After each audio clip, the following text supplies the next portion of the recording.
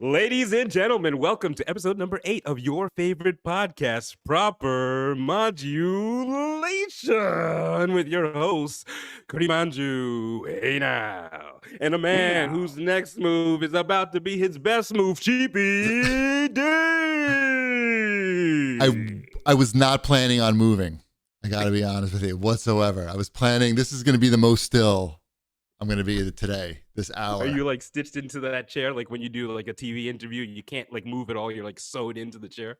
I mean, I just have this frame really. This is about all the moving I could do and stay on camera. How you been, brother? I Good. love the game. I love the shirt. Long Island Retro Gaming. That is pretty tight. Is that Galaga? What am I looking at? This is Centipede, actually. Centipede. Okay. That's fine. This was the Long Island Gaming Retro Expo that the CAGcast had a, what do you call that? We did a live show there for like 3 years in a row, and we would have done it this year, but there was no show this year. So you saying I joined the family at the wrong time? Like I get no perks. I do it all at home. I don't get cool shirts. I don't get to play video games. You could attend the show. It's not that expensive to get there. But there's a pandemic. I'm just saying. There is no show now. Yeah. We did a virtual one. Oh yeah, okay. Last year, and that was fine. That was a lot of fun. But it's obviously better if you can go. They have a lot of old arcade games and exhibits and like vendors, so you can buy a lot of stuff. It's pretty cool. And the best thing about it is that they fly Shipwreck in, so we get to have a summer of Shipwreck every summer, except when there's a global pandemic. Whether there's a global pandemic or the plane loses Wi-Fi? The plane loses what? Wait, why? Why? What? I don't get it. The last episode of the CAG. Oh, right. You know I'm a fan, man. You know I like to listen in and watch it. Right. That ship sailed, as they say, and he lost Wi-Fi. He dropped out of the broadcast. I loved it. It was great. Right. Why? You don't like? Why I'm there? No, I love it. Like when you guys are live and it's like you gotta write the thing while you're recording. I think that's kind of cool. When I'm not on camera, it's great. Right. It doesn't really matter much. I don't get too freaked out about it. And I was able to fix it on the fly like pretty quickly. So it all worked out. As an audience member, I think it was nice to see live, unexpected. Right. You guys kept rolling. Next week, I will drop off both of the other guys and then it'll just be me. And that's going to be a whole new show. Isn't that the ping pong show? That's the next show. That's my new podcast. That's your next move. It's about to be your best move, baby. It's going to be a VR podcast. I mean, a VR table tennis podcast. Oh man, that looks fun. I mean, I'm a big VR person. I was like, you are? Wait a minute. How are you a big VR person? Let me get the words out, and I will educate you. Because I'm already doubting you when you say you're a big VR person. Big VR person in terms of lover. I was an early adopter of the technology. I go all the way back to the green Nintendo, whatever the one from Nintendo was. The red one, you mean? For Super Fox, right? Red. It was red. It wasn't green. For some reason, I thought the visuals, the graphics were green. Oh, I think everything was red. Okay, I think that was their big innovation, that everything was red. But it probably blinded you, and probably you don't even know the difference between red and green now. That's what I was saying. Like I loved it. I did because I probably played it 3 times. Right. But and I don't have any VR sets here. You know, as you know, I love video games more than I actually play them. Sure. But I still have the time. But I think that ping pong VR is like designed for my life. So wait a minute. I was all prepared to have to sell this to you, and basically you're telling me this is going to be the easiest sale ever? No need to sell it, boss. I bought it. No, did you really buy it? Sell it. Did you really buy it? I bought the concept. Oh, you bought the concept. I show you the freak thing. I'm breaking my damn balls. Sent the thing. I said, get off. I didn't really hear what you said there because your internet died. But you'll hear it on the podcast. Right. I'll catch it on the replay that I don't listen to. I bought an Oculus Quest 2, and this is the entire thing. Okay? This is it. You don't need any computer. You don't need anything. This is it. Okay. You don't need to attach a cable. That's it. And what's the complaint then? There's no complaint. Okay. I had a PSVR. I've had it for like a while now. And you got a cable coming off it, and it has to be connected to the PlayStation, which is connected to the TV, which is connected to your wall. It's not, you can't just pick it up and put it on, push a button and turn it on, and you're playing in 5 seconds. It's a whole thing. You're powering on the TV, everything's got to load up, costs a lot of money. How much do you think that costs? How much do you think this technology costs? I know you don't know, so you probably have to guess. The one that you have, like the old one that you have? No, this one right here that I showed you, the Oculus Quest 2. I know you don't know for sure, but I'd say, does it come with a quest for you? Before I answer, does it come with a game? It doesn't come with any game. No games. You got to buy a game. Average. You don't have to buy a game because you can download like YouTube and VR and like Netflix. So it's got free content immediately accessible. As soon as I get home, I can play. There's probably some free games on there too. I would go 250 to 400 is their sweet spot, is my guess. 300. You don't have to buy the game to get started, so they'll probably push you to 400 if they can. And then if it's old enough, they have to bring it down by $50 or $25 increments over time. You're ready to buy the new update. That was a very good guess because it's $300, but if you want the one that has more storage, internal storage, that's $400. But the games are relatively small, so you don't need the one with the big storage. Like a VR table tennis game is not taking up that much space on a 64 gigabyte storage device. It depends on how realistic they make your forehead in the simulation. No, because my forehead. Why are you making fun of my forehead? And there's nothing to render here. It's just a shininess. There's no effects here, really. It's just reflecting light. Dude, it's all in love, man. I've been in this lockdown, so I haven't been like cutting my hair. I usually am bald, so I miss cutting all my hair off. Right, I was gonna say, like, who are you making fun of my forehead? We're like the same person. Except one of us is better looking and more coordinated. And taller. And much taller. And much taller. And a little bit older. A little bit older. Damn joke, you piece of shit. Just a little. Anyway, the point is, so I got this game. It's called 11 Table Tennis. I think there's 2 table tennis games, but the one that you want is 11 Table Tennis.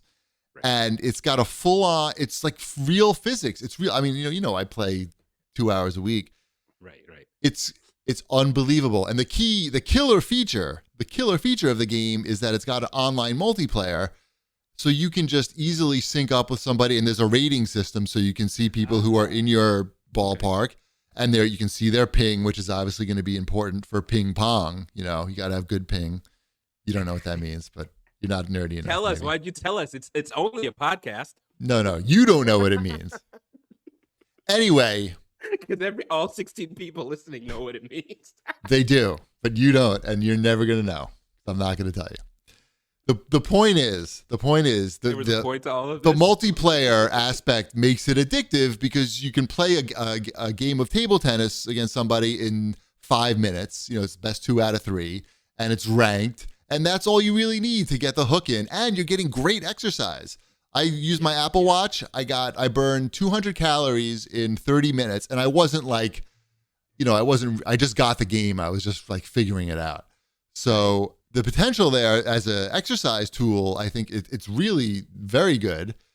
And, the price is right. Like everything's there. So I expect you to have one by the time we do a show next week. And I expect us to have played at least 3 matches.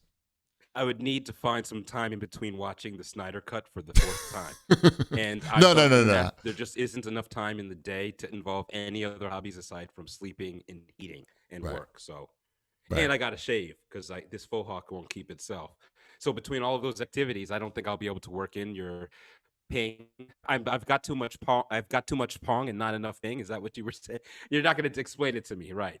You're gonna ping keep me in the dark. I'll explain it to you. Ping is a measure of your internet connection. Yours is shitty right now, which is why I can only hear like every 2 things you're saying. But it's actually not. Those are actually 2 different things. But anyway, buy an Ethernet cable for next week, motherfucker. I don't like internet. I don't like Ethernet cables. You don't like people being able to hear you well? Please to hear me. This is all for me. Haven't you noticed? The next hour is just going to be about Zack Snyder's Justice League anyway, so nobody needs to listen. And that's only going to be a quarter of it because it's 4 hours, baby. 4 hours of love, 4 hours of fun, 4 hours of unity and conquering evil. Oh, yeah. But you probably like the original Justice League. The movie? Yes. Non-Zack Snyder's Justice League. Listen. I love film. I'm a big student of film. I love art. I love comics. So it's a great cross, nexus, if you will, for me in terms of interests. I understand the significant production issues that they had with that film. And I could tell watching the film, it seemed disjointed or not really sensible. It's like every time I'm about to say the punchline to something funny, you step on it. That's kind of like the Justice League film. Like they were about to get to something good and then cut. Next scene. And like, I wonder why Batman hates Superman so much. I just can't get it. I wonder why Superman hates Batman so much. I just don't get it. But they're fighting, and I guess, well, I'm here and I wanted to see them in costumes fight. That's how I felt about the first one.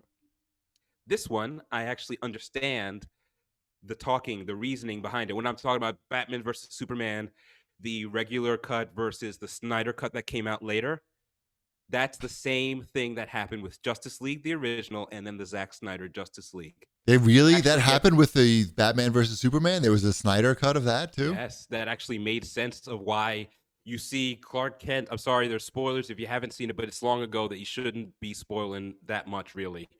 You have scenes of Clark Kent like investigating the Batman in Gotham. You have scenes of the woman who lies about Superman killing her village. She actually comes clean to the senator or congresswoman who's later killed by Lex Luthor. So all of the little plot lines start making sense That movie so that was you so understand bad. why the crescendo happens. That movie was bad. I'm not watching this. I'm The all Snyder of them. cut? All The bad. Snyder cut? No, I don't think I saw the Snyder cut, but the one that I saw I'm took gonna some send life you a out of me. couple. I'm gonna send you a couple of reviewers who changed their opinion of hating the Batman versus Superman after they actually watched what the director intended. They apologized and changed their review because the first movie wasn't his, in a way. Justice League is an exacerbation of that same idea. He had to stop because of the suicide of his daughter, I believe, teenage Okay. daughter, I believe. Yikes. And his wife is also a producer on the film. And as I shared with everybody a little while ago, a couple of episodes ago, I have experience with suicide in my family too. It hits a big pause button, no matter what the project is. And he's a parent and has other kids. Is that why he stopped making Justice League? I believe so. I thought there was some creative differences with somebody. I would say it's not like he said, I'm going to stop. I think it was a crescendo of mounting political efforts against him in the studio to get him off project and make it more mass appeal like Marvel. Less of these dark tones, more of a Shazam type of have comedy notes, make it for people who aren't as nerdy as I am and deep into the lore. And it disappointed a lot of fans because it seemed like the crescendo was flat.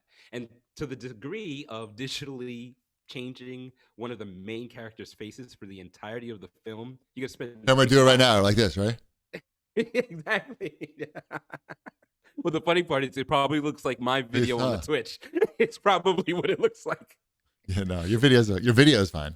Well, you got to say something while you keep your face straight. Yeah. Martha. And ladies and gentlemen, right away we get into the stern. No, that was That's Martha. Cheapy the Whack Packer. So, how is the 4-hour Justice League? I guess you like it a lot. It sounds like. I thought it was a great film, man. I have to say, it at least if you're a fan, definitely you're gonna like it. What time did you start watching the movie? What time did you start? Because it's a 4-hour movie. It's like you got to plan your whole day around it. Yeah, so it's difficult. So on was it Thursday? Today's Friday. Wednesday night, I tried to watch it at midnight, but I found out they meant midnight Pacific, 3 a.m. Eastern. So Sweet. I watched a couple of some trailers, some GIFs that were released strategically over the last couple of weeks. Right. I rewatched pieces of Batman versus Superman, the Snyder Cut. Then I went to sleep. I was gonna stay up until 3 and watch it, but then I had like work in the morning, so I was like, "No, all right." So I woke up at 7 and then I put it on. 4 hours straight. What? 4 hours straight. You didn't break it up into like days or. I had to work, so I had to break it up, but I broke it up into the day. So it took me, I want to say maybe 9 hours. I got a good 2 hours strong, and then work came, and then it was like 15 minutes stop. 15 minutes stop. 15 minutes stop. That's reasonable.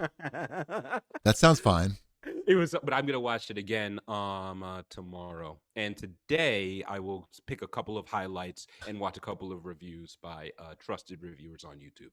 I mean, I would be willing to watch it. The problem is you're teleporting now. Your video is now teleporting. The problem is I just learned they didn't even put this thing in widescreen. It's 4:3. On purpose, he felt. Do you know why?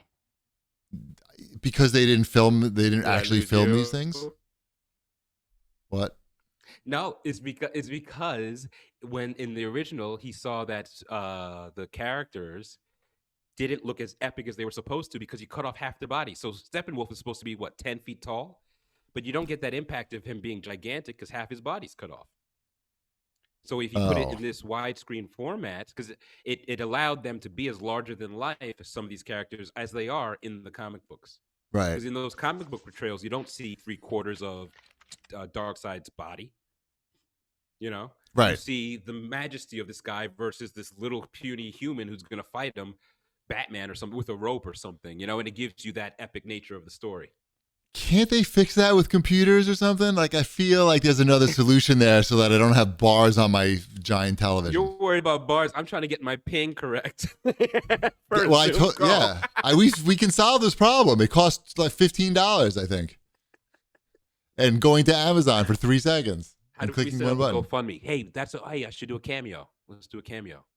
What is that? You don't even know what that means. I don't know, but there's money involved. You said they pay money for it. I figured I would just, do an announce for somebody and get paid. Yeah, good luck. Not with that internet. So you were so shallow. You saw bars on your screen and you said, "Yup, that's it, guys." No. Well, yes, but also the 4 hours. Also the 4 hours. The 4 hours plus the bars equals. Yeah. So who cares? What you with your fucking murder documentary series, you watch it all at once in 5 hours? You don't break it up of course not. So what the fuck? Wait, is this broken up into episodes? It has parts. Oh, it does. Okay. Part 1, part 2, part 3, part 4. I think five. I can't remember how many parts. Oh. But aside from that, it's very rare that. But it's one 4 hour thing. There's no like episodes in HBO Max, right? I'm gonna give you a little bit of just creative writing and performance art lessons here. Most films, plays, TV shows are broken up into acts. Yes, thank you. And acts are broken up into scenes. Scenes typically have some type of transitional, either whether it's in space and time, yes, or perspective of character shift. I took two transitions. You could say, you know what? I'll come back tomorrow. Because I'm not a super fan of Justice League. Right. I can just watch it like a normal person instead of being a hater. Right. And not even listening to it long enough to form an opinion. Oh, dark screens. I don't like dark screens. Right. Well, I don't. I mean.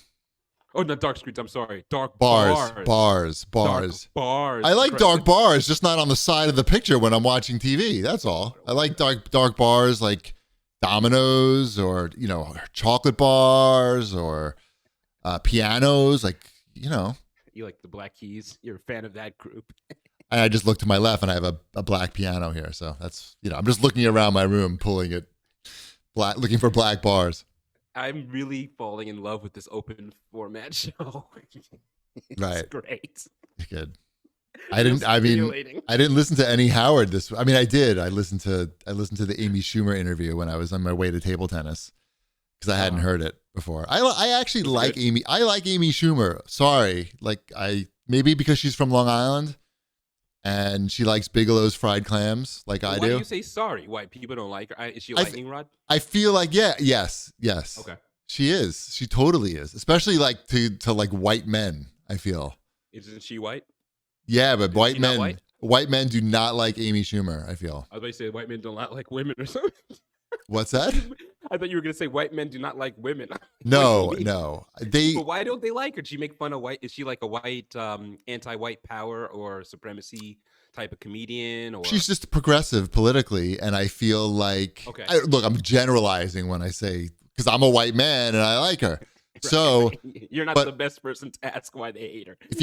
If you go, let me just put it this way: if you go on the Stern Show Reddit, anytime they replay an old Amy Schumer thing, it's just like 200 comments of how she's completely unfunny and disgusting looking.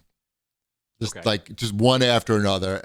maybe you'll get like one person like me saying, "Oh, I bought her book and I thought it was funny." Okay, I mean, I did do that. I didn't post a comment, but I did buy her book and I thought it was funny.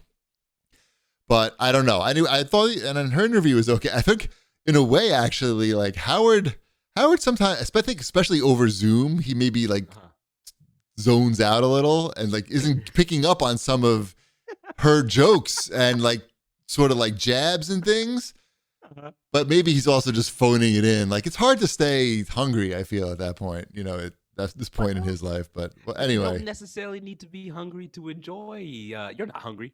You didn't do this because you're hungry. No. Were you ever hungry for doing these things? Yeah. Like, was that ever a motivation? Like, well, I mean, with Cheap Ass Gamer, like I had to put in a lot of hours to get it to where it is now. Like, and I had a real job, so it was like I would be at my real job. I mean, I hate to say this, but anytime I could, I would tab over and and then wait, dude, a question. Sorry. Yeah. Question. I'm sorry. You go back to your role and say, but was it like one day you were sitting down, you're like, I got it. Cheap Ass Gamer. No. What was it? It's even better than that. And so I was dating Mrs. Cheapy for a while. Okay. We were maybe, let me think what year. We got married in 2004. So I started CAG in 2003. So as well, I guess we were probably engaged. I think we must have been engaged. And Mrs. Cheapy made a reference that basically she was making a lot more money than I was. And that's like, don't laugh. And, that could be like a pressure situation at some point. It could add pressure to the relationship at some point. Right. And maybe I should, motivate a little harder and try to, I don't know, just like she tried to motivate me. She's very pragmatic. That's what I love about her. And part of the motivation was, you like video games, but why don't you like get a part-time job at GameStop and maybe like see what that's like. And I had an idea what that was like, and I knew it wasn't good, especially like, I was not like super young at the time. And I had a full-time job already. I'm like, this is not going well. So I thought about that, and I don't know, have you been in any GameStops in Manhattan? In Manhattan, not too often. I used to live in GameStop. I mean, I grew up in America. Okay, so right, but not. How about like a Manhattan or New York City GameStop? It doesn't have to be Manhattan. Only like once or twice. Any New York City GameStop, it's probably applicable to. It doesn't have to be Manhattan, but there are a lot of people just hanging out in there, like not buying stuff, and That's what maybe I used to do in New Jersey GameStops, and maybe not showering too often either. I dropped something. Go on. I just spilled a bucket of water. You just crashed your car and spilled your water.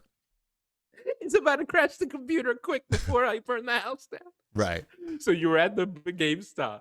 Yeah. And you said, yeah. And it smells in there, and it's just people are annoying, and it wasn't a great. I knew it wasn't going to be that great. I thought, and they don't pay anything either. Like it's not. This isn't solving the problem. My wife's a lawyer. Like I'm not making up the gap here. I'm working for a nonprofit, and I'm making like a living, but I'm not. Right. I'm not. I didn't go to law school. And anyway, so I didn't. I just see you I'm just seeing her. You guys like at a date, you're eating, and like the check comes. And this is what kind of like hide your face. And she's no, like, I would never do that. GameStop? No. I'm not that guy. She never would have married me if I was that guy. Are you kidding? I know. I'm making up a funny scenario in my head. I just find it would be hilarious. She actually told me like the key, like the key was probably like that. Because she's told me like some of the guys she's dated, and like they were totally like that. Like they didn't have. Not only did they have no money, but they were like they would go out to dinner, and like one guy wouldn't like order food because like because he was so cheap. He just was like, like a romantic comedy. Have I ever taken Mrs. Cheapy out on a date? That was me. No. Have you done that? Have you done that before? No. Oh, like I'm not too hungry. Like, I ate something right before. Before I came, I'm just gonna get the salad. That's what he said to her. Like I ate before we came, and She's like, what? Like, she like loves eating. She like likes man. going out for dinner. Anyway, so I wasn't that guy. And I also wasn't the guy who's like, oh, I really love Japanese girls and I'm like so into anime and I'm, like, what else? I don't know. What else is there? Anime and Japanese girls. And oh, I love Final Fantasy. Like I wasn't that. Final Fantasy, and Naruto. Or if I was that guy, at least I didn't like, throw it on. I'm not that guy, but at least I never dated it. I love this story, by the way. I'm like endlessly entertained. Okay, good. So anyway, so we were engaged, I guess. And Mrs. Cheapy's telling me, making it clear that this could be a pressure point in the future, a pain point in the future. So now I'm thinking like, all right, how can I make some money and not work at GameStop? And I already have a job, that it pays benefits, and it gives me a living. Right. So I was a big fan of this website called bensbargains.net, and it was a general deals website, right? Like you could just go on there and there would just be like a front page, say, oh, fax machine, Office Depot, $10 after rebate, or, an office chair, $50 after rebate, a lot of rebate stuff. A lot of like crap that you would buy that you didn't need, like a fax. Like I bought a fax machine. Like I did not need a fax machine, but it was literally like $5 or $10 after rebate, or maybe even free after. There was like a lot of weird shit. Anyway, and they had video game deals, but like they were just mixed in with everything else, and it was certainly was not a focus. If anything, it was just an afterthought. So I was like, wow, it would be great if there was a site like this, but for just video game deals. And I realized how he was making money through affiliate links. Basically, people click on a link, and if they buy the product, the retailer pays you a commission of the purchase price. So I was like, I just started Googling, like, how could I do this? Like, how could I figure this out? And I basically, because I didn't have any, I had a good technical base on computers and early internet and stuff like that, but certainly not any programming. But I was able to use existing software, Movable Type, which is a blog software, and PHPBB, which is a forum software. Let me break it before you go on. Yeah. What time period is this when you're doing the software? What 2003. It's 2003. Still then. Okay. So still in 03. Everything. I'm just doing it. Yeah. This did not take years of figuring out. It was just like 2 shifts at GameStop. It was, I didn't do any. Yeah. There was no, I got on this right away. Trust me. Like I wasn't like going to fuck up the Mrs. Cheapy relationship. And I also didn't want to work at GameStop. So I didn't know if I could do it, but it seemed like the overhead was going to be really low. And it was just a matter of time, of reading and putting in the time, because renting servers is cheap. At least when you don't have anybody looking at anything, it's really cheap. You don't need to spend a lot of money. So I basically just figured out, and I started posting stuff, and then I started going on gaming websites and not spamming about Cheap Ass Gamer, but like I would have it in my signature in forums, and so people could find out about it, and people really took to the idea, and the name was good, and then like I remember like I had my job, and I came home one day, I opened up my mailbox. I lived in an apartment building in Manhattan. You had like those shared mailboxes on the wall. Right. And I opened up my little box, and there was a check from EB Games for like $6,000. And I was like, holy fuck, this is a lot more money than I'm making on my job. And like, I'm doing it during my job. Right. And basically what happened was so then I started like, this was great because I'm making money on my job and I get benefits, and I'm making like, I can make, that kind of money a month. Right. And I eventually I applied to business school, and I started studying for like the GMAT, and I figured like, oh, this like my, even though this was very early in Cheap Ass Gamer, I was like, oh, like at least I could talk about this. And I think this is the timeline. I hope I'm not fucking up this timeline. Don't worry, we have many episodes ahead of us to correct. Because this is so long ago. This is almost 20 years ago now. Oh my God. Oh wow. But I remember like, I only applied to Columbia, I think, and maybe NYU, because I wasn't really interested in going to like a second tier business school. I didn't think it was be worth the money because I knew how expensive it was going to be. And I didn't go home. And I didn't get in. I didn't do that. I didn't do super great on my GMATs, and I didn't wind up getting in. And I remember I was going to Japan. I think I was going to Japan for my first time with Mrs. Cheapy right when I found out like maybe it wasn't that. I don't know. Some bad news. I think that was the job that, I fucked up this timeline a little bit. I'm going to work on the timeline and get back to you. But the impetus of Cheap Ass Gamers creation is completely correct. And it got to the point where Mrs. Cheapy got a job offer to move from New York to Japan, and they were going to pay us to move to Japan. They're not like, it wasn't like a super expat package where they pay for everything, but they just they pay for the move, the cost of the move. And I was making enough money from CAG that I could quit this job and get on Mrs. Cheapy's insurance in Japan. It's all socialized anyway. And so it worked out great. Like it was really great because like I quit the job and I was really able to hit the ground running with CAG because I was already putting in so many hours. Like I would, shit would be breaking and I would have to stay up till like 3 a.m. or 4 a.m. Googling like server errors. Like I don't know anything. So you just Google the error and you could find out. And, but then I'm up all night and then I got to go to work in the morning and I feel like ass, but like, I'm not operating on people. I'm just doing like database stuff. It's not like anyone's going to get hurt. Dude, this is fascinating. I think I saw someone in the chat mention that they're getting the inside scoop, and I'm just curious because I think a lot of people love the whole platform and everything in the community, but it does seem, at least for me, coming in newer, it's like an enigma. Like, how did this world begin? That was it. I mean, that's totally how it started, and I had to post a lot on the forums to get because there was nobody there, right? Like you're like when there's only like 10 people on a message board. Right. The owner is doing a lot of heavy lifting. Right.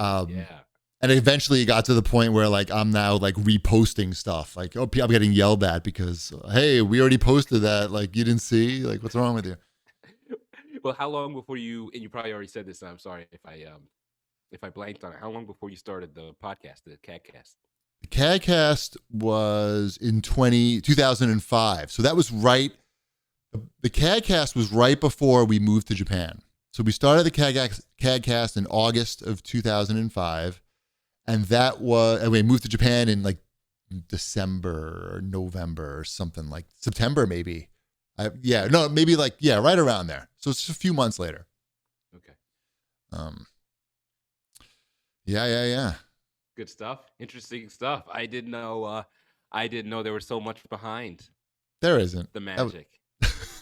There's a lot. There's a lot of stories. There's a lot of good Cheap Ass Gamer stories. And they're still being made. They're being made today.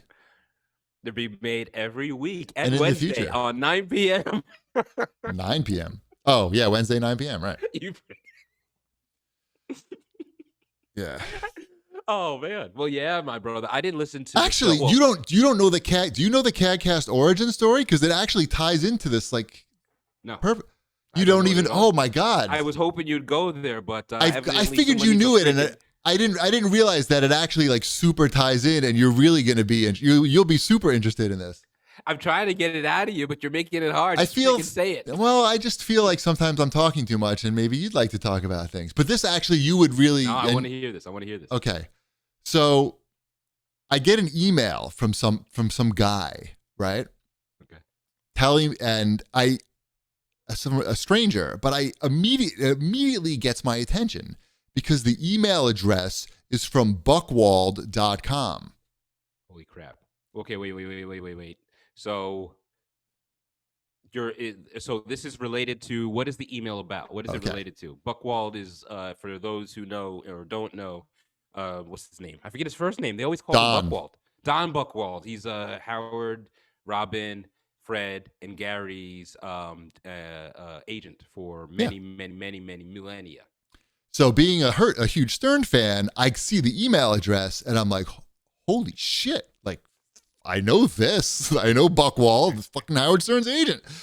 And the email says, I wish I still had the email. That'd be great. You didn't keep you don't keep that It was email? probably because it was before Gmail. It was before Gmail. Oh, right. Yeah. There was a day before Gmail, believe it or not. You had to delete your email. It was like actually, 90 right. days or something. It was on my Yahoo mail. I don't even have that anymore. Right. Yeah. Anyway, the email is from a guy, and he says, I think that Cheap Ass Gamer, the concept of Cheap Ass Gamer could make a good radio show. And I'd like to talk to you about it if you're interested. This is before or after the CAGcast's existence? Before. This is before. Oh, wow. This is 2000. This is before. Okay. The email is from Wombat. One Stuart Nocht, who is working at Don Buchwald and Associates as an agent. Oh, shit. So, and it says Stuart Nocht, like, agent or something. I don't know. I'm like, all right, like, it's certainly worth checking out. He's right here in Manhattan. Like, it's fucking awesome. Like, Howard Stern, at the worst case scenario, I'm going to Howard Stern's agent's office. Cheap Ass Gamer exclusive. Right. Ooh, wow. You're good, man. That's nice. Hey now. So I'm like, sure, we'll talk. Dude, we need to get Wombat to call in because I'm sure you're about to slander him like hardcore, like suplex. Because right. Why aren't you on the Stern Show? Oh, I forgot actually to even. Oh, I'm gonna get there. You're gonna hear the whole story. Because I'm like, why aren't they calling now? Like, no, check this out. This is good. Why they weren't so thrilled by the video game thing, but we did start proper modulation. Come on, people. So listen, get on board. Right. Where's my money? I said I'm doing this for free. God damn it. There was no money. No. Just listen to the story. Yes. So I'm like, all right, I'm in. Like, I'm gonna at least, I could meet Howard Stern's agent, whatever. So I make an appointment. I show up at this office, and I meet Stuart. I meet Wombat for the first time. Oh, actually, no, we met. I believe God, I'm so bad at the timeline now. I remember meeting him at a game store in Manhattan, Multimedia 1.0. I can't remember if the first time we met was there or at his office, but we definitely met at his office. And the first thing that I was struck by immediately was how small his office was, and to a lesser extent how small he was, but mostly how small the office was. But it's true. But anyway, we had a good conversation. And he was a nice guy. In one man's offense, every office looks small to you. I mean, you're like minute bull tall. Right. So, leave the guy low. As a short person myself, Wombat, I got your back, bro. Don't worry. Exactly. So I meet with him in his office, and he gives me some good ideas. We could talk about video game deals. We could talk about gaming news. And in fact, we have a studio right here in the office. We have a recording studio. You could just come in like after 5 o'clock anytime, and we could record like a pilot, and I can record, put it on a CD, and we could just, we could do this. And this was like, there weren't really podcasts. Nobody, like, if you said podcast to somebody, they wouldn't know what a podcast was. Like, I didn't know what a podcast was, but I knew what a radio show was and a recording studio. So we did it. We recorded some pilot episodes, and he made a CD, and he gave it to not to Don directly, but he gave it to another agent, David Katz, who I believe was Jay Thomas's agent. He's another agent. Thomas. Okay. He's another agent. Radio. Jay Thomas is on Sirius too, I think. Well, he's dead now. He's not on anything, but he's an agent in the Don Buchwald, very high up agent. I believe that's who got the CD. And Wombat's like, all right, I gave the CD to Dave Katz. Like, we'll hear back. And like a week later, I get a phone call from Wombat. He's like, I got some good news and I got some bad news. Where's the drum roll? Do you have a drum roll sound effect? And do you have...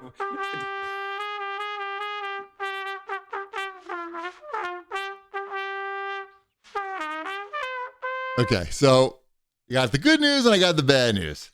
All right, well, give me the good news first.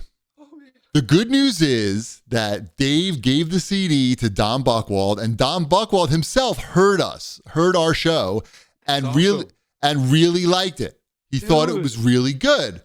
And I was like, what could the bad news be? Like, is he dead? He's alive, right? The bad news is Don asked, who are these guys? And when he found out that it was one of his employees, me, Wombat, he said, oh, forget it. And that was the end of it. I'm going to die. Can you imagine getting that phone call? Like it was.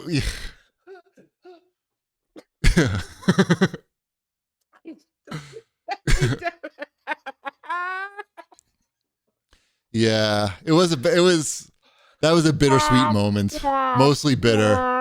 Yeah. I could play that sound effect again. I'm like drooling on myself. That's right. It was bad. But the good news is we've been together all these years. My nose is running. And we didn't need Don Buchwald and Associates anyway. Look at all the success that's come our way.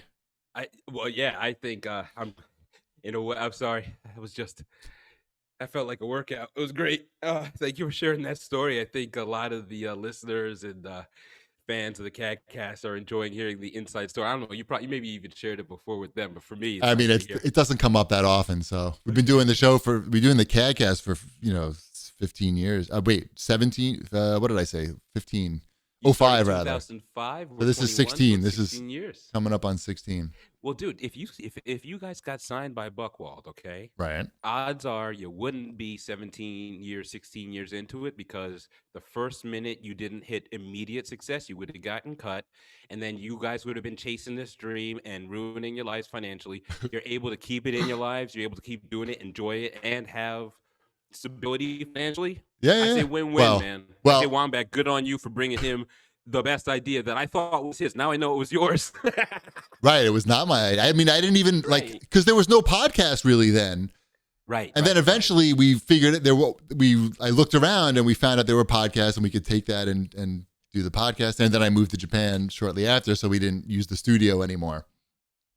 Okay. Yeah, right. Yeah. Tree Ladder in the chat makes a great point. He says it's funny how Wombat was supposed to get you on Stern, or like on the Stern channels or something. Right. But the reality is I had to wind up paying to get on the Stern show doing the charity auction thing with Saints Row. Yeah. Not only did I not make any money doing radio with Wombat, I paid money to get Wombat on the radio. Yeah, well, even better. And you can't even blame him for like not effectively plugging CAGcast or a Cheap Ass Gamer when you were on the Stern show, because he asked you and you said, I got a podcast. He goes, and then you didn't say no, he asked me, Howard asked me, he's like, oh, how you guys know each other? He goes, what are you guys, best friends or something? Right. And I was supposed to say, oh, we do a podcast together. Right. And instead I said, yes. So I think you and Wombat have maintained your yin yang balance, and no, but I got to plug shit in the bed. No, but I plugged cheapassgamer.com. That was better. Maybe if I could plug one, I probably would have rather plugged the website, something I can make money off of rather than CAGcast.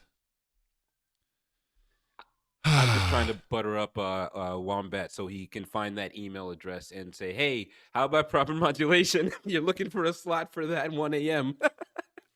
on 101. If you're trying to find a way to not replay the same interview again on 101, you can always put on proper modulation. We've got 12 listeners, 16, and they love us. They don't want to put on any content that's not Howard or the wrap-up show. That's True. It. I mean that they don't. There is no other outside content, or even like sort of quasi third-party content like Riley or anything. They don't do any of that. I mean, they just don't. There's no interest in any of that anymore. Yeah, well, I wouldn't want to. I mean, listen, I enjoy being able to do whatever. It doesn't cost us nothing. I mean, the setup, but I mean, this is equipment I needed to get for my motion comic anyway. This is stuff, I'm happy to do it. It's fun. I like enjoying things and laughing about nonsense, man. I love it. Right. It's so much fun. Right. This is a safe space for us to make fun of Wombat here. That's the key takeaway. No, we didn't. Did he always have the name Wombat? Yeah, that's his college nickname. Oh, really? Yeah. Okay. That's pretty cool. Yes. So are we going to take callers today or what? What's going on with that? If you want to call, technology fixed? Yeah. By the way, if you want to call in, we're taking calls on any subject you want. Any subject Mostly you want. Snyder cut. So, if you want to, I'm kidding. Any subject, anything. Literally anything we will talk about. So I'm not talking about testicles and why it's trending on Twitter. I'm not interested in Twitter trends. Don't call about that. By the way, oh yeah. Oh, you have to call. What, I didn't hear what you said because your Zoom connection is bad. Am I jumping through time? You are jumping through time and space. What we should do maybe for next time is figure out a way to get an actual phone number that people can call into. It'll probably be better technically because you won't have to worry about like feedback and stuff, and it'll certainly be easier for people to call in. So we'll work for that for next time, just to make it easier for people. By the way, while I want to go back to that Oculus Quest 2 headset for 1 second. Yes, please do. Because, I don't want you, because I don't feel like I really sold you on it, because I would like to play table tennis with you online. But I got this other game. I got this game, Super Hot. You know Super Hot? Oh, you got ready. The paddle. Whenever you are. Well, I bought the adapter, actually. There's a 3D printed paddle adapter that you put the Oculus Quest controller into, so you have an actual table tennis grip while you're playing. But it hasn't arrived yet, so I can't fill you in on that. But I wanted to talk about, I know we're circling back around to video games again. I love it. But wait, we got a call. Hold on. Caller? Major Gaming Geek, are you there? Does the system work? Major Gaming Geek. How you doing, man? Good. Yay. I love the origin story of CAG. I've been a long member. I want to continue down this road and hear about how Shipwreck became a member. You'd say the third wheel. The third wheel. That's a good question. God, I hope I could remember. Well, how did you get your third chin? So Shipwreck was a moderator first on CAG. Okay. So he was a forum. He was a straight up forum moderator, and he was writing up the new releases every week for CAG. Not we would write up the was it the new releases or this? It was the new releases, the Sunday ad deals. Oh man, I think it was the new releases. By the way, ladies, it must have been the new releases, because then he went on to do a podcast, CAG Foreplay podcast with his wife, and they talked about the new releases. CAG Foreplay. That sounds like I still like that. It should still exist. Well, they had kids, so that's when it ended. So it was too much work. It's a lot of work to put together a podcast, especially one that you have to do research for, like, putting together what games are coming out. So that the CAG Foreplay died. You can still listen to it, I think. It's still up there. There's like 60-something episodes. But that's nice. Everybody, Shipwreck has fans, so it made a lot of sense. And also Shipwreck is very knowledgeable and plays a lot of video games. Yeah. While Wombat and myself, not so much sometimes. So it made a lot of sense to try to get Shipwreck to come onto the CAGcast. And because all he has to do is really just sit down at a computer for an hour and a half on Wednesday nights or whenever we record it, it didn't really impact his schedule too greatly. He got permission, and the rest is history. And an extra beer drinking opportunity in the evening. Did that answer your question, Major? It sure did. Thank you. I'm sure I screwed up some of those details, but I think that was pretty much mostly right. Hey, Major, thank you for the call. And in fact, a little bit of more trivia. Hey, now. When he would write up those new releases with every week, he did it with, I believe had a partner. Do you know who that partner was? Some CAG, old school CAG trivia, Major Gaming Geek. Was asked Major Gaming Geek, Major Gaming Geek, before you answer, do you have question music on your soundboard there, Cheapy? No, I don't. Ah, damn. All right, go ahead. Wasn't it his wife, Mrs. Before that? I do not know. Well, there was somebody who did it before Shipwreck, and I believe there was a time where they did it together, and then that person did not do it anymore. And that person is in the gaming industry today. For the Shipwreck fans in the chat, you got a few more seconds. Drop an idea. Nothing to lose. No, nobody's got it. Nobody's got it. Well, then tell us, man. Tell us. It was suspense. The legendary, heavily bearded Nick Sutner. Hey now. I don't know if you know who that is, but he worked for Sony for a while, and now he's a consultant. Well, you wouldn't know who he is. You don't even know what ping means. How could you know? All right. Anything else, Major? That's it for today. Thanks. All right. Thanks, Major. Appreciate it. Thanks for the call, man. Nice. Oh, there's a question from the chat. Okay, this is from Tree Ladder. He said his question is on Hate Man. Do you think Hate Man was a real person or just like a bit? Robin, my sweet Robin, my sweet baby, I love you. I'm not going to get into the Hate Man. I don't want us to get blocked on Twitch. I'm not going to do his lines. But I'm not super familiar with Hate Man, by the way. I somehow was not listening during the Hate Man segment period. I mean, I know who he is. I know about it now, but I was not listening to that live when it was happening. Yeah, well, just a brief background before you give us your guess. I got my guess. I think I know the answer, but I want to hear your guess. Hate Man has been a frequent caller. I want to say like in the period right before the switch to Sirius, like maybe 5 or 6 years during that time period, and then a little bit afterwards. But he kind of died out after that.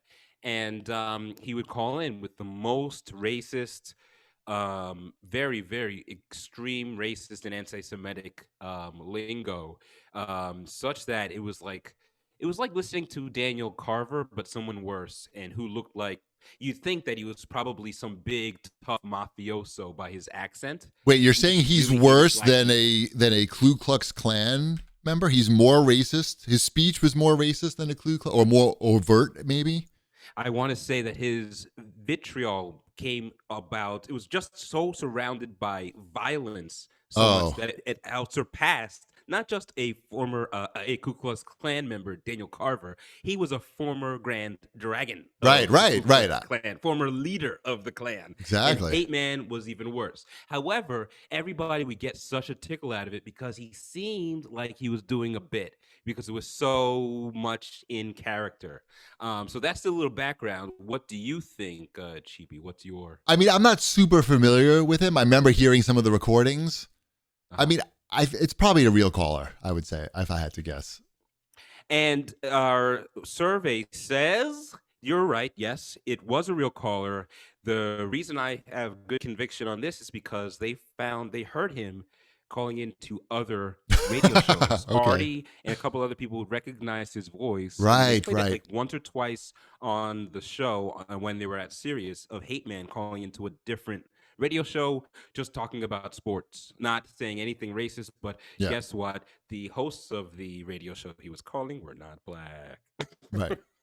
So that's Hate Man. So yeah, I'd have to say, I think Hate Man was a real guy. I think it was half a bit, but you can't go on those he would say the N-word repeatedly, nothing else but the N-word in an entire voicemail until the voicemail tape ran out and says, message ended. And he would say just the N-word repeatedly. You can't do that unless you're like getting paid for it. If this is just you calling a radio show and you're not a comedian, you're not promoting, I think there's a kernel of I'm comfortable with this word just in general. Well, I mean, forget about that. You can't even play those recordings anymore. Right. I mean, it's find it hilarious, by the way, but that's why people would ask me, what are you listening to when I was at my desk at work researching cardiovascular diseases? And I'd be like, Hate Man. Just gospel. Just gospel music. Well, why are you laughing if you're listening to gospel music? Oh, I'm an atheist. Hardcore atheist. This is how I get my laughs.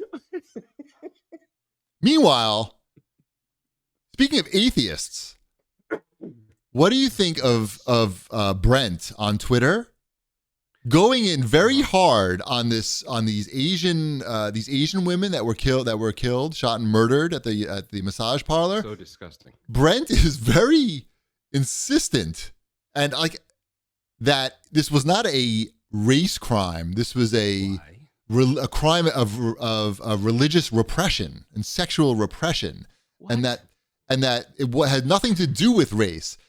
What is what? And he's tweeting this out like, okay, you know, it's one thing if you believe that. I mean, you're not a police investigator. You're just some guy who read a couple of news articles, and you can form your own opinions. That's fine. Like, people do that all the time. Hey, and he wants to talk. I'm all about, hey, I gave a lot of opinions. People already disagree with everything I said. So he's got a right to say his opinion, but what the fuck is he saying? Like, Right. find me the can you make it make sense to me? Do you understand anything in that? Yes. Why is he saying it's a repressed religion? Help me understand. He's saying that the guy, the shooter, was very religious, and of course, he says, in all religions teach sexual repression, and the guilt was so great that he didn't know how to deal with it, and his response was to murder 8 massage parlor ladies who just happened to be Asian. They just happened to be Asian, and you know, that was just a side effect. He would have shot them anyway if they were white. That's what he's saying. Brent surprises me. I mean, I love Brent. I love hearing his opinion most of the time. Sometimes he just sounds like the epitome of ignorance, because it doesn't sound like he thought about what he's saying. So he's just going to say religion is an enforceable excuse, defensive. No, he's not. No. That his point is his point is just to say that he's right, and that it's not a racist crime. It's a crime of religion, basically. But that doesn't make anybody feel better. Like, that's not helping anybody. Doesn't help anything. It's just him trying to find a reason to be relevant. But let me help. Here's the way that I found, and you divert us if I am too boring. But what I've learned is to help people who are just like critically ignorant, like it's a critical flaw of theirs that they're ignorant, like Brent. Instead of fighting him on that level, go along with this train of thought. So previously, slavery was taught as divine right and part of religion. And slaves were taught as a part of their religion that they should be obedient to their masters because it was in the Bible. Does that mean it is also the same train of thought? Is there no racism versus white or black in America in the history of slavery and Jim Crow, because the hardcore racists and supremacists believed it was God telling them that they were better than other races? And if you ask him that, he might, oh, wait a second, I sound stupid. He's just, Brent is very... Fuck, everybody tries to blame religion for their extreme actions. That's the way the world is. And he seems to have strong opinions about the Islamic world. He said I read the Quran. Yeah, okay. What was in it? Did you read the comic called Quran? What Quran did you read, Brent? He's like enlightened rapping that you bought at CVS in the dollar aisle because it's going to be thrown away. And when you look at it, it's just like hologram dildos. Right. And you can see through it because you can see I can see through his tweet to show we know that he's really against religion, and you know, that's fine. You know, I also happen to think that religion causes a lot of problems, and people do more than the religions do, in my opinion. But people find excuses to find ways to fuck people up. They're messed up all over the place. Even if it's religion, it's their job. They're scared. Economic. What do they call it? Economic insecurity is the latest line of bullshit they want to give to excuse racism and bigotry against other people. Oh yeah, that's like heated. That's like the new heated gamer moment. You know what that is, right? What's that? Heated gamer moment. Oh, it's like, you know, the guy in the NBA who was he was playing Call of Duty Warzone. I forgot the guy's name. And he's playing Call of Duty Warzone on Twitch. He's also a Twitch streamer because he's not like a top tier NBA guy. Okay. And he said the K word for Jewish people. Yes. Right? Yes, I saw that. So that often gets brushed aside as a heated gamer moment. Yeah, he was just having It's usually the N word. It's usually the N word. Exactly. And it was just a bad day. Oh, that's the whole... Florida. Oh, he's just having a tough... Because every time I'm having a tough day, I unload. Where did all these excuses come from? That's my thing. And for me, the homologue, and I'm getting all excited, is when people say, like, all of these Me Too scandals, you know, it's not even first, but Bill Cosby comes up, like, it can't be Bill Cosby. He's America's father. Can't be him. Meanwhile, the man is like Dr. Lecter, okay? He's horrible. Yeah. It's his way of living. That's what he does. He's a sexual predator in the definition. The way that I love table tennis, he loves putting roofies in girls' drinks and raping them. Like, it's ridiculous. And that's just what he thinks he should do with life. And when I'm defending, I'm like, why am I defending that? Why is that my reflex? I should be defending the potential victims. So when I see that repeated in other areas, I know I'm thinking about, or potentially that person too, but I know at least for me, when my reflex isn't about the victim, I'm just thinking about myself and ways to make Yes. myself valid, protect my own identity, you know? That was said very eloquently, and that was the point, exact point I was trying to make, and you said it perfectly. Oh, I'm so sorry, dude. I got excited. I didn't even know you were talking.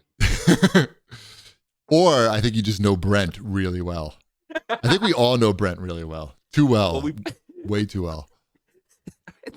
We know who he's likely to sleep with. If you go to a swinger party and Brent's there, you'll know where to find him. Most likely, you could probably identify what part of the room you'll be hanging out in. I'm not You know what part it is? What? The cuck part. Ugh. I'm not going to any swinger parties. They sound disgusting. Oh man, the one that you hear, the one with Mehmet was gross. Embedded. It was so gross. Made me gross. I had one ear out, like one headphone out, just in case I needed to pull out. That's like how I watch 90% of Netflix shows that are too violent. Like I'm just like, I'm watching like this. You see that window right here? That's how I watch a lot of shows, because when the guts start coming out, I just look at the window and then I see when the guts disappear, and then I look back at the screen. Oh man. Because everything is gross now. You know what works also? If you mute the sound, it immediately lessens the experience, because a lot of the sound effects for guts and stuff are put in post. And when you mute them, it takes the realism out of the gut really quickly. I don't get my reaction is not that averse to that stuff. I just don't need to look at it. But I have been in situations where I've had, like, I guess you would call them panic attacks while watching movies. It hasn't happened often, but it's happened like 2 or 3 times. And one time was during Doctor Strangelove.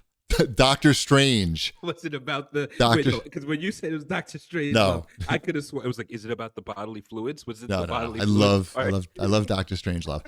During Doctor Strange, there was a scene where he has MCU Doctor Strange. Yeah. Oh, okay. Dr. Stephen Strange, when he crashes that Lambo in the beginning of the movie. Yeah. I had I lost all blood from my face. I started cold sweating. Oh wow! And I was wearing a hoodie, and I was with my family, you know. Right. And I was wearing a hoodie, so luckily I put the hoodie over my head, and I just sort of like, fetal positioned. But your point is well taken, because the sound was still coming, and that I could not block out because it's loud. It's loud, and we are our hearing is in a lot of ways better than our sight, and it just keeps creating that environment in your head. You don't need a lot of sight to create an imagination of something. Yeah, it wasn't a good time, but it went away eventually. It was a rough 3 minutes or so, and because then it got worse, because he was like, his hands were all jacked up. Remember? That made me. I think I was too. You know what it could be? I may be the opposite of Wombat. You know, Wombat has never cried watching a movie or television show. Not even at Saving Private Ryan. Never. That was a movie that made me cry. That's the only one. No, I've cried at many movies. Yeah. I've cried at commercials. Sure. I'm the emotional man. Okay, so me too. So I think I was so empathetic with his plight of being this brilliant surgeon, and his hands are all jacked up, and with the car and everything, and knowing that it was all going to be bad, it just threw me. And at that point, that would have been good to have a little data, Star Trek, Data in Star Trek. He had that switch where he could turn off his emotions. That would have been real helpful. Whoa, dude! So you're getting deep into the emotional chip for another episode, but I will make a note to circle back to the Trekkie topic. Oh well, I've watched Next Generation. I haven't watched anything past Next Generation. No. Okay. It's too big. It's hard to watch everything, man. There's so much. I haven't watched any of it to watch nowadays. And then when the Snyder Cut's 4 hours, you got to put at least three times, right? Are you really going to watch that again? Multiple times. For real? How many times? For real? How many times are you going to watch that? See, I watch most movies in pieces, man. I watch minimal episodic TV. It's only grown because of all of these TV shows that have film budgets, like Sopranos and that kind of Rise the Wire. Sure. But most of the time, I used to only watch film. So you're And rewatching scenes of movies, basically, not the whole movies, but parts of movies. yeah, well, it depends on what's going on. Sometimes, so I like to think of myself as a future director, a filmmaker. So the way you want to get what I have a bunch of mentors in the film world over time, and the way that I was taught that you get better at creating the same emotions that you feel, like getting that height of emotion in a scene. I'm sure someone on the film team is thrilled to hear that you had such a reaction to the show. Not that you had a panic attack, because nobody wants to be panicked, but that you were so in the scene. There's ways to do that, but how, right? Because it's such a big feeling. The way you do it is you watch your favorite scenes and then you pause the film and you take notes on what's going on. What's the lighting filter? How does the music sound? Um, are we looking at a reaction shot, or are we actually looking at a shot of you talking? Reaction meaning I'm talking to you. Instead of filming me, we switch to your face. I know what a reaction shot is. What do you think? I'm some rube? You think I took 2 filmmaking classes at the University of Rochester. Yeah. And check this out, dude. You'll fucking appreciate this more than anybody. GPT exclusive. So the film program at University of Rochester was not particularly well known or large. So in the introductory of filmmaking classes, there was like 5 people in the classes. It was not Is it better known than Full Sail? Well, it's certainly more expensive. Anyway, my film professor for Introduction to Filmmaking 101 and 102, I got an email one day as a member of the Museum of Modern Art. I get an email one day, new exhibition from Waleed Rod. And I'm like, that's the same name as my film professor from University of Rochester. And I'm like, is this the same guy? And I click through and I'm like, holy shit, he became a fucking, like, an artist, not, wow. And is in the MoMA, like the premier modern art museum in the world. Like, and I'm like, holy shit. And he's having an exhibit, and I was a member, and they had a special event for members where you could go and he would be there and, take you through the exhibit personally with like a group of people. So I told my friend, my buddy Dan, the guy who tried to call last week and screwed it up. He said it was technical issues, by the way. I followed up with him. Okay. And I called my friend Dan. I'm like, Waleed Rod is a major artist now, and he's going to be in the MoMA in like a month. I reserved 2 spots. We're going, take off work, whatever, we're going. So cool. And we showed up, and it was amazing. It was a huge fucking exhibit too. It was like multiple floors. It was ridiculous. It was one of the bigger exhibits I've seen there. And he takes you through it. And at the end of the class, at the end of the exhibit, people sort of, at the end of the lecture or whatever, people sort of lining up just to say how much they enjoyed it or whatever. In some cases, to completely show how they completely misunderstood all of his art and were not paying attention at all, because some people were like saying the completely wrong things. He did this bit, the guy was not just like a paint artist, like all mixed media, like everything. He did this, he tells this story. He's got this piece where it's a small museum. He built a small gallery, it looks like a 3D floor plan, right? Okay. And it has little pieces of art on the wall. And he tells this story about, he's Lebanese, and how this Lebanese museum has been on him for years to show his work. And he's always refused. And he's always refused for whatever reason. I forget the reasons he gives, but he's telling a story. And eventually, after all these years of asking, he finally feels comfortable enough to give him to approve having an exhibit in this Lebanese museum in his home area. And he sets up all the art, and he orders the prints to be made, to be sent to the museum. And what happens is there was a mistake made, and everything gets shrunk down to a tiny, he's telling a story. Everything gets shrunk down to these tiny sizes, right? and he's pointing to the model of the museum that he's created. And it's clear when he's telling the story that that he's talking about how he was not sure of himself as an artist and he didn't really feel worthy of being in the museum. And even though he agreed, like he still feels small somehow. I don't remember what he was, but it was clear that that's not what would happen. There wasn't a mistake with the art being sent and getting shrunk down. This is his piece that he's making, and this is just a story that goes with the piece. So we're all waiting online to talk to it. I'm waiting online to tell him that, hey, you're my professor from whatever. And the guy in front of me is like, did you ever find out what happened with your art and how it got shrunk down so small? And he just replies to the guy with a straight face, no, never did. And he just walked away. And then I'm next, and I'm like, hey, Waleed, you don't remember me, bro, I'm sure, but I was in your introduction to filmmaking class 20 years ago, and we all made a movie about masturbation together. That was the class project, was to make a film together about masturbation, one of our many projects.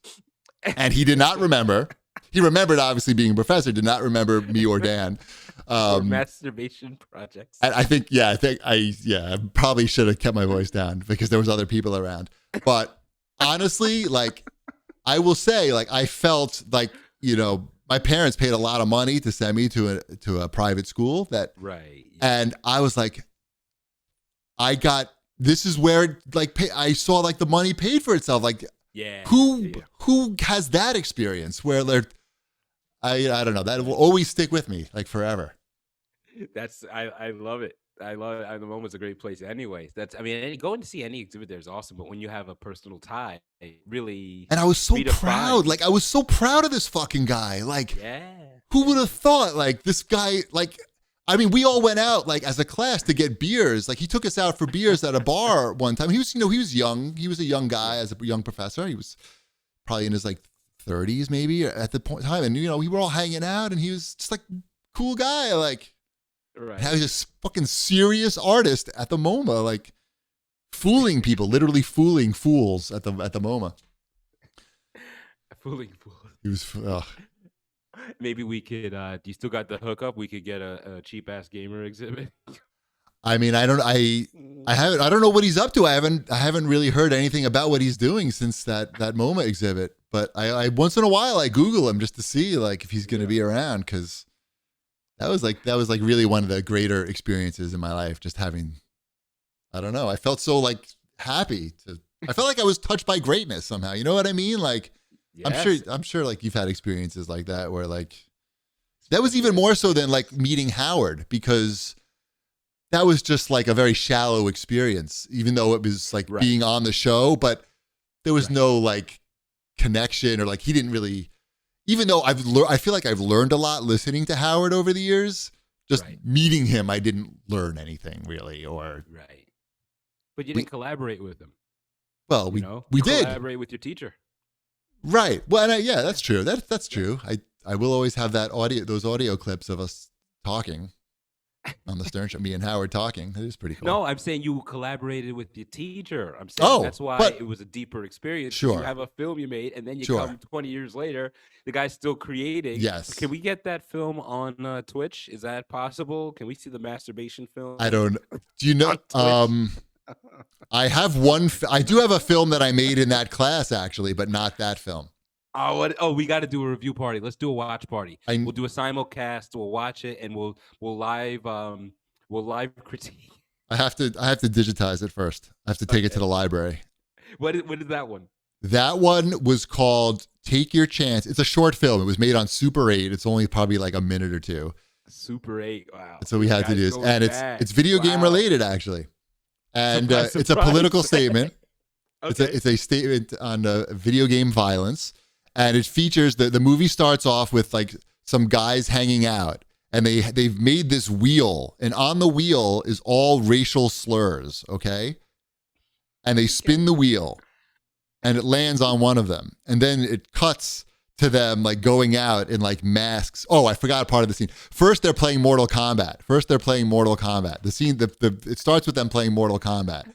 And, like, they finish them and all that. Then they have the wheel of minorities or whatever it was. Jax wins. And then they go out and it falls on like a slur for an Asian. And then they go out and it's all my friends in the movie. So then they go and they murder some. When fall is victory. Completely wrong video games. And Jax is Mortal Kombat, goddammit. Yes, but Chun-Li is not. But he was black. At least I was good with the first one. Anyway, so my friend gets murdered. My friend gets murdered by his other friends, and you're supposed to think about video game violence while you watch it somehow. That's it. I basically. Well, listen, I want to, if you're open to it, I think it'd be fun to do a breakdown. Like, I forget what they call that show where you watch something and you critique. Yeah, whatever. Reaction video. I mean, I haven't seen it since I made it. I mean, it's only on the film now, so I can't watch it. I have to digitize it.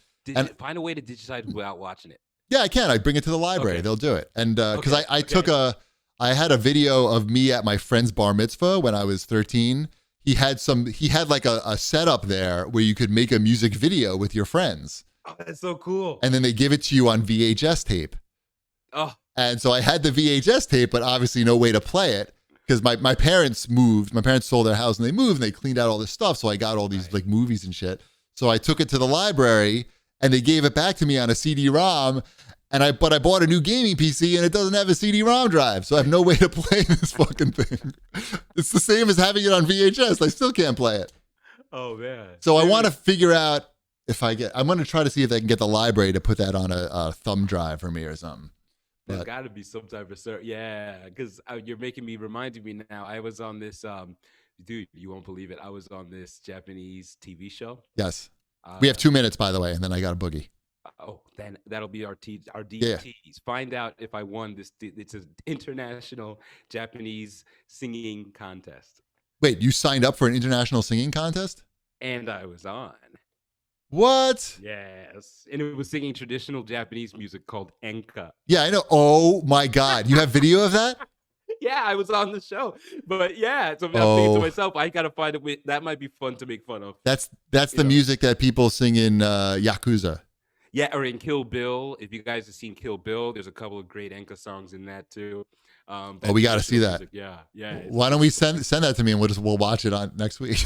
Yeah. I gotta find it. I gotta find the DVD.